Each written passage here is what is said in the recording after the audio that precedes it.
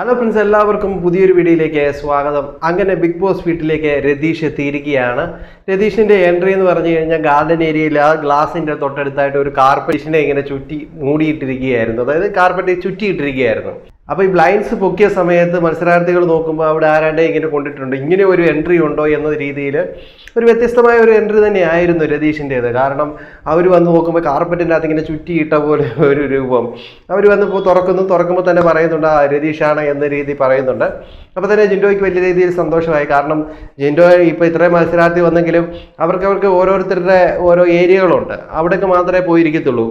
ജിൻഡോയ്ക്ക് ഇപ്പോൾ ഒന്ന് സംസാരിക്കാനും കാര്യങ്ങളൊക്കെ പറയാനായിട്ട് ഒരാൾ എത്തുന്നത് പറഞ്ഞു കഴിഞ്ഞാൽ വലിയൊരു കാര്യം തന്നെയാണ്. മറ്റുള്ളവർക്കൊക്കെ അവരവരുടേതായിട്ടുള്ള കാര്യങ്ങളുണ്ട്, പിന്നെ എല്ലായിടത്തും പോയി ഇടിച്ചു കയറി സംസാരിക്കേണ്ട ഒരു അവസ്ഥയായിരുന്നു ഇതുവരെ ജിൻഡോയ്ക്കുണ്ടായിരുന്നത്.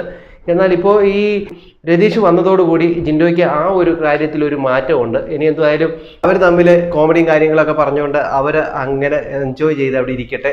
കാരണം അവർക്ക് ഈ ജിൻഡോയ്ക്ക് സംസാരിക്കാനൊക്കെ ഒരാളെ കിട്ടുന്നത് വലിയൊരു കാര്യം തന്നെയാണ്. മറ്റുള്ളവരൊക്കെ ഉണ്ട് സംസാരിക്കുന്നുണ്ടെങ്കിലും ഈ എല്ലാവരും ഓരോ ഗ്രൂപ്പിൻ്റെ ഇടയിലാണല്ലോ. അപ്പോൾ അവരുടെ ഇടയിൽ പോയിട്ട് വേണം പുള്ളിക്കാരനെ സംസാരിക്കാൻ. ഇപ്പോൾ ഈ പുള്ളി വന്നതോടുകൂടി അങ്ങനെ ഒരു കാര്യത്തിനൊരു തീരുമാനമായി. കാരണം രതീഷ് വന്നാൽ ഏറ്റവും കൂടുതൽ ഇരിക്കാനുള്ള സാധ്യത ജിൻഡോയുടെ കൂടെ തന്നെയാണ്. നമുക്ക് കാത്തിരിക്കാം ഇനി എന്തൊക്കെയാണ് സംഭവിക്കാൻ പോകുന്നതെന്ന്. രതീഷ് എത്തിയപ്പോൾ തന്നെ ഒരു പാട്ടൊക്കെ പാടിക്കൊണ്ടാണ് എത്തിയത്. ജാസ്മിൻ്റെ അടുത്ത് ജാസ്മോളെ എന്ന അനിയത്തി കുട്ടി എന്നൊക്കെ പറഞ്ഞുകൊണ്ടൊക്കെ ചെല്ലുന്നൊക്കെ ഉണ്ട്. എല്ലാം നമുക്ക് കാത്തിരിക്കാം ഇനി എന്തൊക്കെയാണ് സംഭവിക്കാൻ പോകുന്നതെന്ന്. അടുത്തൊരു വീഡിയോ കാണുന്നവരേക്കും എല്ലാവർക്കും ബൈ.